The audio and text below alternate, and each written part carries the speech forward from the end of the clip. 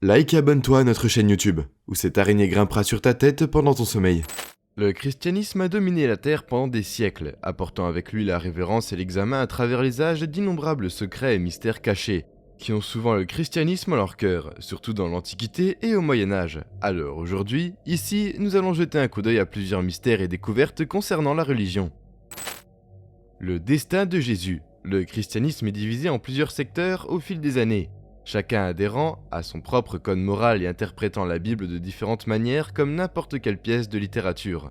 La Bible est en effet sujette à interprétation. Cependant, il est difficile d'interpréter une histoire quand celle-ci n'a jamais été racontée en premier lieu. Selon le musée d'ethnographie d'Ankara en Turquie, une nouvelle version de la Bible qui serait vieille de 1500 à 2000 ans a refait surface et a causé des bouleversements dans la foi chrétienne. Car cette Bible comprend l'évangile de Barnabas, l'histoire révèle que Jésus n'a jamais été cloué à la croix, et qu'il n'était pas non plus le Fils de Dieu. Ce récit insiste sur le fait que Jésus est seulement un prophète, et que son destin n'était pas la crucifixion du tout, mais qu'il est allé au paradis cependant. L'histoire de la crucifixion n'est pas complètement perdue. Dans cette histoire, Judas Iscario était cru être cloué sur la croix.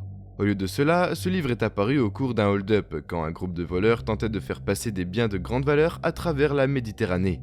Cette version de la Bible est censée valoir plus de 25 millions de dollars, à la fois pour ses révélations choquantes et antiquités. Ce n'est pas un secret que le monde du christianisme et le monde de l'islam sont en désaccord depuis des années. Cependant, ce désaccord est largement basé sur la façon dont nous, en tant que peuple, devrions interpréter la place de Jésus dans la Bible, et donc l'honorer par la suite. Car cette nouvelle histoire biblique révèle que Jésus a très probablement connu le prophète Mohammed et a prévu son arrivée. On peut dire que si les chrétiens décident d'honorer ce nouvel évangile, alors leur enseignement et leur système de croyance pourraient s'aligner différemment. Cependant, c'est une pratique courante de toute église, mais surtout de l'église chrétienne, de choisir les histoires qu'ils veulent inclure dans la pratique moderne. Il faut un regard érudit pour authentifier la véritable intention de la parole de Jésus lors de la conception de la Bible.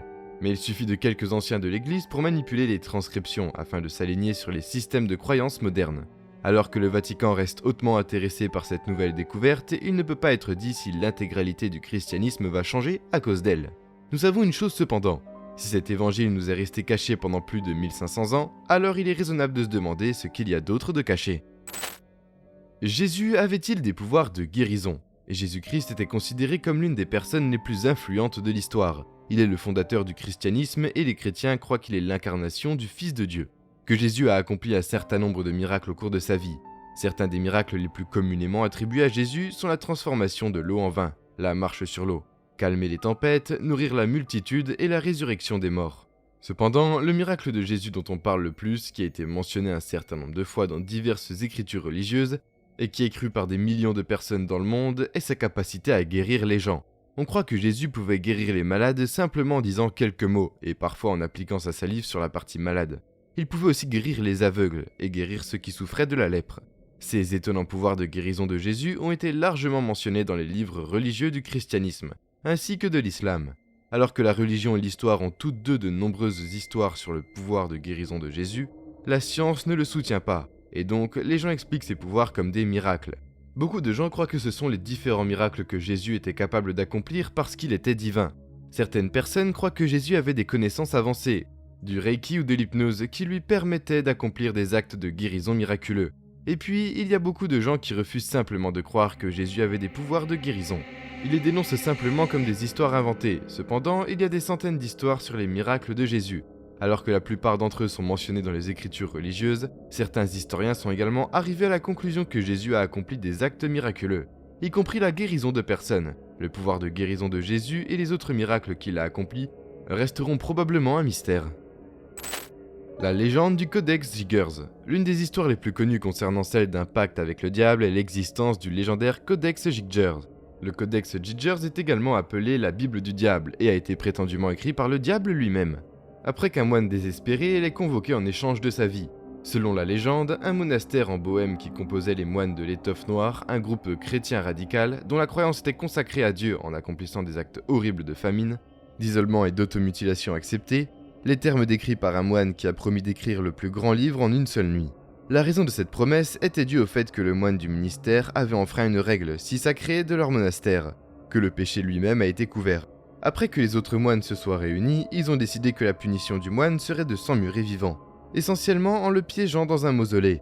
ce qui a conduit le moine à rapidement promettre au monastère qu'il pourrait gagner sa rédemption en créant le plus grand livre qui contiendrait toutes ses connaissances humaines, y compris la médecine magique, des informations sur les herbes ainsi que la Bible entière en une seule nuit. Le monastère a accepté cette promesse farfelue sur la base de faire un marché avec le moine. Il lui donnerait une chance de se racheter s'il pouvait écrire le livre en une seule nuit, mais s'il échouait, ils continueraient avec leur punition. Cela a conduit le moine à travailler toute la nuit dans un moment de panique, à rassembler toutes les fournitures nécessaires et à relier l'énorme livre avant de se rendre compte qu'il serait humainement impossible d'accomplir cette tâche sur le coup de minuit. Dans son désespoir, il a accompli un sombre rituel et invoqua le diable lui-même. Promis rapidement au diable son âme si le diable lui-même utilisait ses pouvoirs surnaturels pour créer le livre et le sauver de la mort en un instant. Le diable accepta le marché et a écrit le livre entier en une seule nuit, accomplissant sa promesse et sauvant la vie du moine.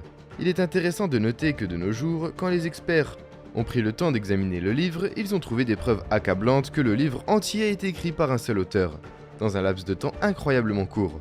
Le temps nécessaire pour travailler sur un livre d'une telle ampleur devait être supérieur à la vie d'un seul auteur. Dans un laps de temps incroyablement court. Le temps nécessaire pour travailler sur un livre d'une telle ampleur devait être supérieur à la vie d'un seul auteur. Mais l'ensemble de l'œuvre a un style cohérent d'écriture qui n'est possible qu'en ayant un auteur unique, utilisant le même type d'encre fabriquée de la même manière que celle qui est commun au livre d'un seul auteur. Il y a une page entière d'un dessin du diable comme référence au crédit de l'auteur. L'Arche perdue de l'Alliance alors que les Israélites faisaient leur chemin à travers le désert du Sinaï, après leur départ d'Égypte. Moïse, avec des ordres stricts de Dieu lui-même, leur a ordonné de construire l'infâme Arche de l'Alliance. À l'intérieur de l'arche se trouvent de nombreuses tablettes gravées avec les 10 commandements de la Bible hébraïque, qui sont censés contenir des pouvoirs magiques à la fois bons et mauvais. Les tablettes sont censées être faites d'or du Jardin d'Éden, représentant la moralité de l'univers. Comme toute l'histoire biblique, la vérité est sujette à interprétation. Les érudits qui ont étudié l'arche perdue de l'Alliance ont débattu pour savoir si l'arche est faite d'or ou de bois ou des deux. Quels sont les pouvoirs qu'elle possède et finalement où elle a abouti après avoir disparu de Jérusalem. En 587 avant Jésus-Christ, Dieu a donné aux Israélites des instructions très précises pour la construction de l'arche de l'Alliance. Selon Dieu, l'arche devait être faite de bois et d'or. Cependant, le bois doit être de l'acacia, d'une longueur de 3,75 pieds et 2,25 pieds de large. Dieu a alors ordonné aux bâtisseurs de recouvrir le bois d'or. À l'intérieur et à l'extérieur, il devait y avoir un chérubin orienté dans une certaine direction, sur le couvercle du coffre, avec ses ailes déployées vers le haut, projetant une ombre en dessous pour imaginer que les Israélites errent dans le désert pendant 40 ans. Ils étaient censés créer un tel chef-d'œuvre avec seulement leurs mains et de l'or, mais c'est une énorme entreprise. Même avec les conseils de Dieu pour rendre cette histoire plus crédible pour les gens modernes, on croit maintenant que Dieu a choisi seulement un seul homme pour être le concepteur de l'arche, et lui a donné les compétences dont il aurait besoin pour accomplir la tâche. L'une des théories les plus populaires est que les Israélites ont utilisé l'arche pour obtenir des avantages sur le chemin de la conquête de Canaan. Après leur long voyage à travers le désert, selon la Bible hébraïque, l'arche avait la capacité d'arrêter l'eau de couler dans la rivière Jordan, afin que les fondateurs de l'arche puissent la traverser. On pense également qu'elle a aidé les Israélites dans diverses batailles lors de leur traversée du désert, parce que l'arche était considérée comme si puissante et avait apporté aux Israélites une telle chance.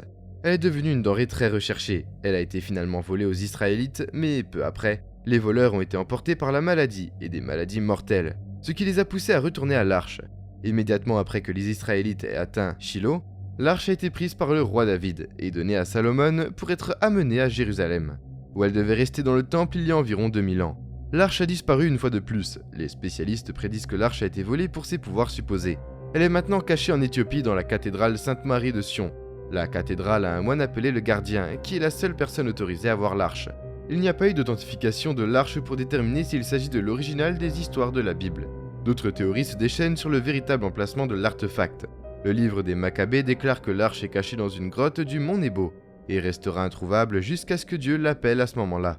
Nous saurons que Dieu nous accorde sa miséricorde en raison de la prolifération des pouvoirs que l'arche détient pour les êtres humains. Il y a toujours des discussions sur le fait que l'arche ne sera révélée que lorsque le Messie viendra sur terre pour sauver son peuple, et finalement, l'arche est aussi censée se révéler seulement dans les jours derniers de l'existence de l'univers. Oliver Cromwell. Oliver Cromwell est entré dans l'histoire comme une figure militaire et politique qui a libéré l'Angleterre de l'autoritaire Charles Ier. Il a eu le grand honneur d'être le Lord Protecteur du Commonwealth d'Angleterre, d'Écosse et d'Irlande. Cependant, ce n'est pas son seul héritage. Alors que les Anglais le louaient pour sa grande bravoure, il était méprisé par les Irlandais qui croyaient qu'il était un tueur de rois, un maniaque religieux. Plongeons plus profondément dans cette mystérieuse icône historique, qui jusqu'à ce jour est considérée comme l'homme qui a fait un pacte avec le diable. En 1599, Oliver Cromwell est né dans une riche famille aisée de Huntingdon, en Angleterre. Il a grandi pour devenir un homme d'État et un membre respecté de la communauté. Plus tard, il est devenu membre du Parlement de Huntingdon. En 1628, en ce qui concerne sa vie de famille à 21 ans, il a épousé Elizabeth Cromwell, qui était une fille d'un homme d'affaires. Ils ont eu 9 enfants ensemble. Bien que l'on sache peu de choses sur sa vie de jeunesse, il était décrit comme un homme intensément religieux qui croyait que Dieu guidait ses victoires. Il était connu pour être tolérant, voire partisan de la foi protestante. Cependant, il détestait les catholiques, et ceux-ci le détestaient en retour. Oliver Cromwell a pris des mesures extrêmes en tant que militariste, que beaucoup considéraient comme génocidaires. Il a été et est toujours largement critiqué pour de tels actes, surtout en Irlande après avoir tué le roi Charles Ier. Tout le monde n'était pas satisfait de Oliver Cromwell. Le peuple écossais le voyait comme un tueur de masse d'hommes, de femmes et même d'enfants. Et il croyait fermement qu'il devait être arrêté à tout prix. Il voulait que Charles II prenne sa place. C'était une guerre entre les parlementaires et les royalistes. Dans les livres d'histoire, elle est connue sous le nom de bataille de Worcester. Après des mois de combat contre les forces de Charles Ier, Oliver Cromwell savait qu'il allait gagner la guerre. Il avait une armée beaucoup plus importante d'hommes pour se battre pour lui. À ce stade, les royalistes ne peuvent que mourir ou se rendre à lui. C'est le 3 septembre 1651 que la chose mystifiante s'est produite. Oliver Cromwell était dans un camp à Perrywood, une zone isolée au fin fond de la vaste forêt de Fickenham, avec le capitaine de sa propre armée, le colonel Lindsay. Ils ont été emmenés dans les bois pour rencontrer un mystérieux vieil homme tenant un rouleau de parchemin dans ses mains. Ce vieil homme aurait offert à Cromwell d'avoir tout ce qu'il veut pendant les 7 prochaines années. Et après cela, le diable aura le contrôle total de son corps et de son âme. Selon le récit du présumé colonel Lindsay Cromwell, il a discuté avec le diable et demanda 21 ans au lieu de seulement 7. Après cela, Cromwell a joyeusement crié et célébré, parce que maintenant, la bataille était entre ses mains. Peu de temps après cette rencontre, la bataille de Worcester s'est terminée avec des milliers d'hommes et de chevaux tués, et beaucoup d'autres capturés comme prisonniers. Cromwell a grandement gagné, cependant sa victoire n'était pas pour longtemps. Exactement 7 ans après son prétendu pacte avec le diable, il est décédé à cause de plusieurs maladies graves, attribuées à la malaria et aux calculs rénaux à l'âge de 59 ans.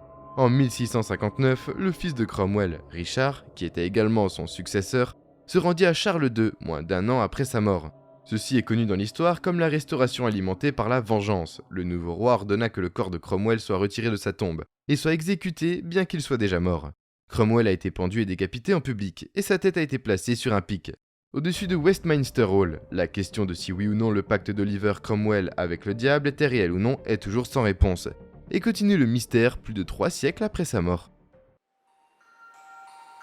Et nous voilà déjà à la fin de la vidéo. En s'abonnant à SlashCoon, tu deviens automatiquement un ninja. J'espère que la vidéo t'a plu, et on se dit à la prochaine pour une toute nouvelle vidéo.